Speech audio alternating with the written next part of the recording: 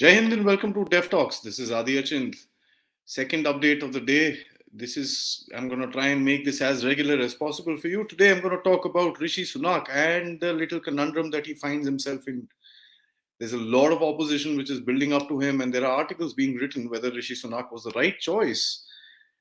Give him a break. He just joined. Yeah, I mean that's a little too fast. And I'm not a Rishi Sunak fan or anything like that. Something that I feel is being a little unfair on the guy to have him being criticized for a lot of things. But anyways, let's just try and understand what is the kind of criticism that he's going through, and apart from that, what is actually happening with the Indo-US trade deal. A lot of speculation has been about this particular thing, and especially after that very ill-timed comment of our friend Suella Beverman, who came out and said whatever she said. We'll discuss that. So this is going to be a short update about the Indo-US relations and the fishy waters that Rishi Sunak finds himself swimming in. Before I begin, guys, hit the like button, check your subscriptions, hit the bell icon. Of course, yes, if you can, do contribute to the Dev Talks efforts by becoming a member, sending us a super sticker or a super chat, or you can directly contribute to me by using UPI, details of which are below your screen. Let's get into it now. Rishi Sunak just came in a very little time before, a short time ago, and what we see here is basically a whole propaganda campaign which is being launched against him. We see, on an analysis I was reading somewhere, he's been obviously termed as one of these globalists. What is a globalist? These are people who have basically look at a free society and liberalism and this and that. So he's been termed as one of the globalists, one of a card-carrying globalist, as a matter of fact. Excuse me. He was mentioned in 16,935 tweets as a globalist in the last 1 week itself. One of the things that we see is that, of course, there is a certain amount of negativity which is coming towards him for probably the color of his skin or whatever it is. We will discuss that a little later, but he has, as a matter of fact, done a couple of blunders which could, put him a little derailed in terms of his start to his prime ministership. The first big blunder that he did, excuse me, was the appointment of Suella Braverman. I mean, the UK press would not agree to it, but when she was appointed and the statement that she made, a lot of us heart to heart kind of have a fair idea that she was removed because of this particular thing. Indians protested quite hard, as a matter of fact. She actually said that, basically Indians are overstaying their welcome and overstaying their visas, and they're the maximum people that are doing this. Now, that of course is a problem for him on international affairs, but domestically, Suella Braverman has these particular dreams of putting these illegal migrants who have come into UK into an aircraft and sending them down to Rwanda.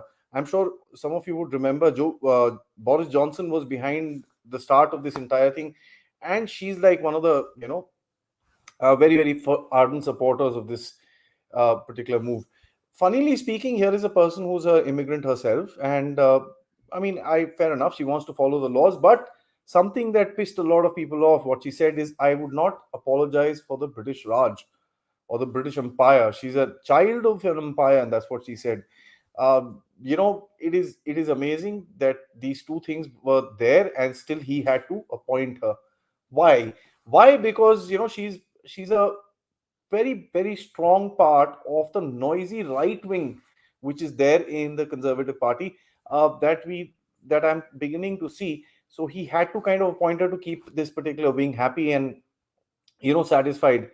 That just tells you that his entire game is not of strength as what he's trying to portray. But anyways, let's move forward. After that, the second big error that he made was he refused to go to the COP27, which is going to happen in Egypt sometime later. And he said, I personally think it's a far more serious act of political and moral stupidity, because they keep talking about this whole green energy and this and that, and Russia has attacked, we need to wean off Russia, and then you don't go for the COP27 summit. Anyways, the arrogance of this gentleman actually telling Joe Biden and Emmanuel Macron that he's busy and that's why he can't come, as if those two guys don't have anything better to do in their this thing. I mean, Biden will have to travel all the way to Egypt. Jokes apart. Uh, as a matter of fact, he told the king not to go. There was a news report that came out that said that King Charles was told not to go to COP27, and the reason that was given was that UN climate talks is not the right occasion for the British monarch to travel. And the Buckingham Palace, it seems, has agreed to this entire thing. As a matter of fact, I was watching just for a short time, just for fun, just for fun, the UK parliamentary process today, and he was questioned by the opposition about this whole COP27, and he said, "No, no, no, I have to go. There was some, I was rethinking and this and that, and we will be there to push this thing." And he basically switched the topic, did well, but anyways, he is now going for this COP27 summit. Kind of a blunder in terms of the beginning and miscommunication, U-turn, if you would like to call it. There are also speculations that there will be a massive increase of taxes for all people staying in the UK, not just the rich, but the down the line as well. Uh, the biggest question a lot of people are asking is, has UK actually accepted him? The kind of tweets that we've seen about him coming in from the UK with regards to his beliefs, with regards to, and let me be very certain, there was a huge mocking campaign that was done, his Gau Puja, which was done, and a huge again campaign was created that he is a beef eater. This particular campaign was taken out of a tweet that he had said that my constituency has a lot of animal husbandry sort of a work, and I will support it. So that's how this whole propaganda campaign was put up. I'm not trying to justify him. I'm just trying to analyze and tell you what exactly is happening. So Gau Puja was one, tweets about his being Hindu, and there are loads of jokes about it. It's not even funny. I won't want to put that across here because it's something that I don't want to get into. As a matter of fact, there was another interesting thing happened. Uh, an anti-Hindu professor, Chris Allen, who was appointed to conduct an independent, and I'm saying this very clearly, independent inquiry to the Leicester violence, was pushed down after Hindu organizations protest. So him coming into the main seat, this whole thing happening has created some sort of a little bit of a religious, issue within the UK and its politics. Uh, there was another news that came out that that was asking, has the British Prime Minister Rishi Sunak converted the 10 Downing Street into a wedding venue? There was a short video, I think some of you would have seen it, going around the place, people, ladies in saris, some photographs being clicked and this and that. Upon a little bit of a fact check, one realizes that was a Diwali party, and that was pushed across as that he had rented this place, and that's what Indians do. So that's something which is very, very interesting to see in a society that calls itself open and so on and so forth. I don't want to get into that. We all know what I'm talking about. So, anyways, this is short video. Let's just keep it that way. The free trade agreement is another big thing. India pushed in its objections with regards our lady friends comments about Indian citizens, and that was taken very seriously. A lot of people understand, and a lot of people also say that her resigning from her previous appointment as the Home Secretary, was part of that. As far as the FTA is concerned, 16 chapters, I believe, out of 26 have been agreed on. There are certain tariffs on in terms of professional, in terms of financial and legal services, which are under work. Tariffs for Scotch whiskey, and this is one of the biggest catch points because I guess the Scotch whiskey imported into India has about 150% excise, so there's a little bit of a tussle there. And of course, there's a big tussle about business visas and intellectual property rights. There was a sort of a leaked document that came out a couple of days ago that favored the UK in terms of IPR. Some people are disputing that. I'm not sure, and I would want to put my money on it till the time the damn thing actually comes out in front of us. A lot of people think that India, you know, poor country and this and that. UK India thing would only benefit India to a large extent. Uh, it's not the case. The UK also needs a lot of investment, which is going to come in its way. The investment from India into UK was close to about $10.6 billion in 2020, and as for UK into India is about $14.9 billion.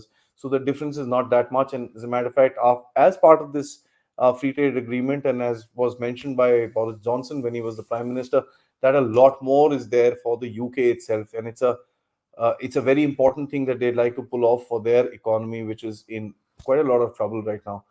Uh, you know, there is one big thing in terms of the politics of UK which is not being considered as far as the Indo-UK free trade agreement is concerned. As I said, the free trade agreement is going to have as part of it these visas, these business visas, and so on and so forth. There will be some amount of additions in terms of immigrations, and we know Suella Beverman comments on that particular thing. This might just actually create some sort of a political clash between both of them, because she comes from a particular, this thing.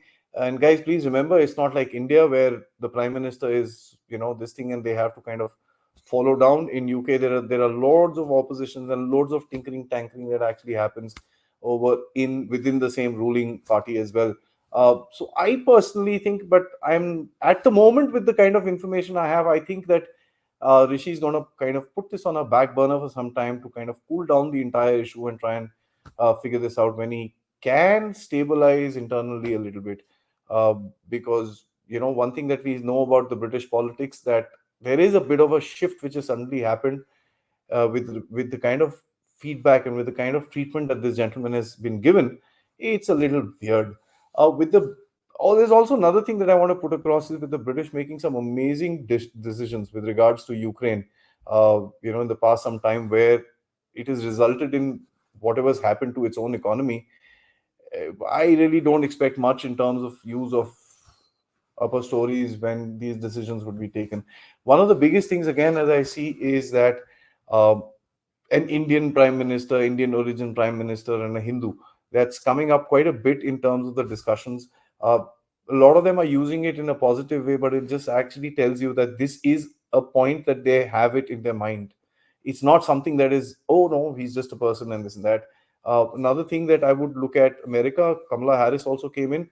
How she's doing is totally different, but the kind of opposition that, or this kind of stuff that came towards her, was a little lesser than what we see in terms of Rishi Sunak. Anyways, that's just my opinion.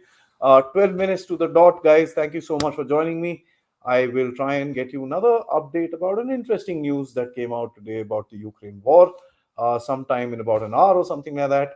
Uh, Today is my day off, so I could actually interact with you 2 3 times, put out these small updates. Some of you have appreciated it. Let me know if you guys want to see more of these small little updates, and probably 2 to 3 times a week, large interviews with experts where we discuss these updates that will be coming across. Before I sign off, hit the like button, hit the subscribe, check the bell icon for your notifications, because if I'm going to do more videos, you should get the notifications on day one. And I'm proud to say that there are certain videos that Dev Talks has been able to put out first, before any other channel has been able to push it out. For example, the Twitter, the Pakistani deal with the Ukrainians in terms of selling the weapons. These were the two major videos, and the one today morning where I put out factors in terms of what is Shahbaz Sharif going to do in China. The reaction was as expected. Money is coming his way. How much? We will see when it actually happens. Right, guys, before I sign off, please do uh, think about supporting Dev Talks through becoming a member, clicking on thanks for a super chat or a super sticker, or you can directly contribute to me on UPI with the number mentioned right now below your screen. Thank you so much. Jai Hind.